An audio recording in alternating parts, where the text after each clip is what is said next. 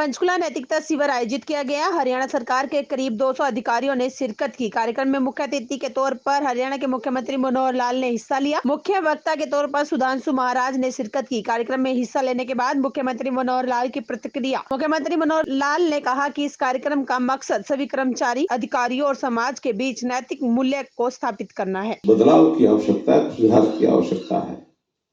2014-25 दिसंबर को पहला सुशासन दिवस जिस दिन आया था, उसी दिन हमने कुछ बातें उस समय प्रकट की थी कि जनता की तकलीफों को कैसे दूर करना।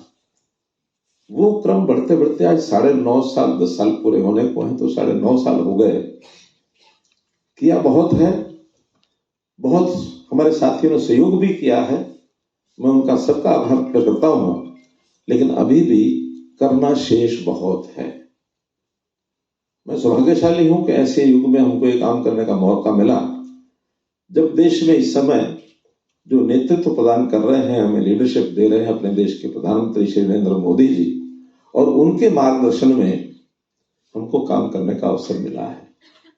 संयोग से हम दोनों नहीं तो इस देश में और बहुत से लोग भी एक विशेष प्रकार का विश्वविद्यालय है, यूनिवर्सिटी है, उसके विद्यार्थी हैं। और वो यूनिवर्सिटी ऐसी है जिस यूनिवर्सिटी में नैतिकता सर्वोपरि है।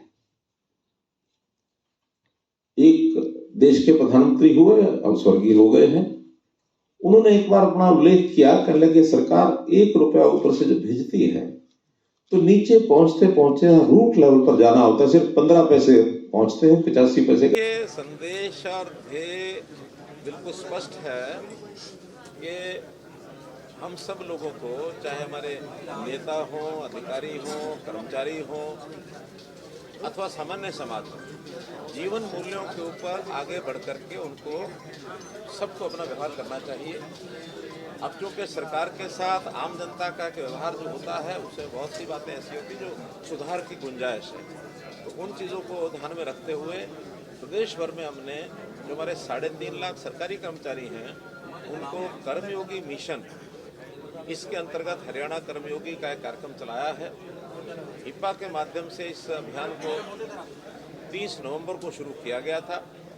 अभी तक 2,10,000 लोगों को इस प्रशिक्षण के माध्यम से ये सारी चर्चा और ये सारी बातें विचार की गई हैं।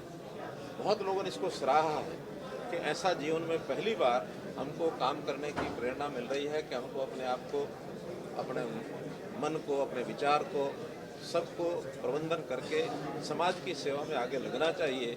एक बड़ा विषय है कर्मचारियों के जीवन में परिवर्तन लाने का, उसका एक कार्यक्रम चल रहा है।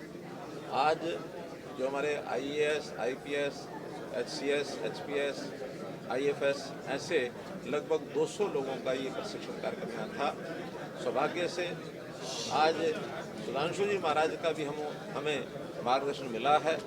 इसी प्रकार से अन्य समाज में ऐसे अच्छे प्रवचन और अच्छी शिक्षा देने वाले जितने भी महानुभाव हैं, उनका हम सहयोग भी लेते हैं।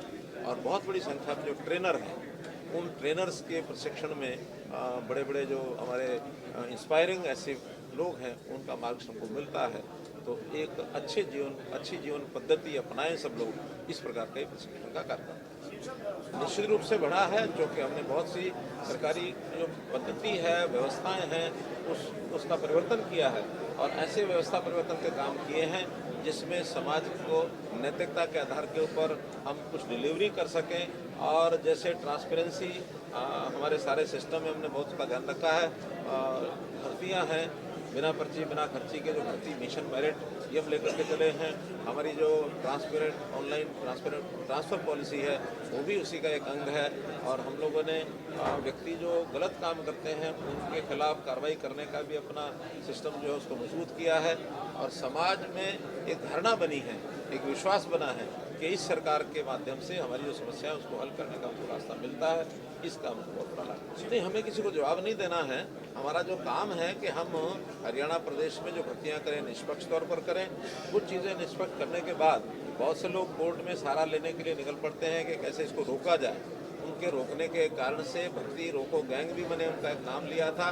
लेकिन कोर्ट ने हमारा सहयोग किया है कि उसके अंदर जिन लोगों ने शिकायतें की हुई हैं केवल उतने 17 लोग हैं, उनकी सीटों को रिजर्व करके बाकी सबका परिणाम घोषित करने के लिए हमको कल एक मिल गया था एक अधिकार। तो 10,000 कुछ लोगों की भर्ती का ये जो प्रक्रिया चल रही थी पूरी हुई है। आगामी और एक 10 दिन में 15 दिन में इतनी ही भर्तियां और हो जाएंगी।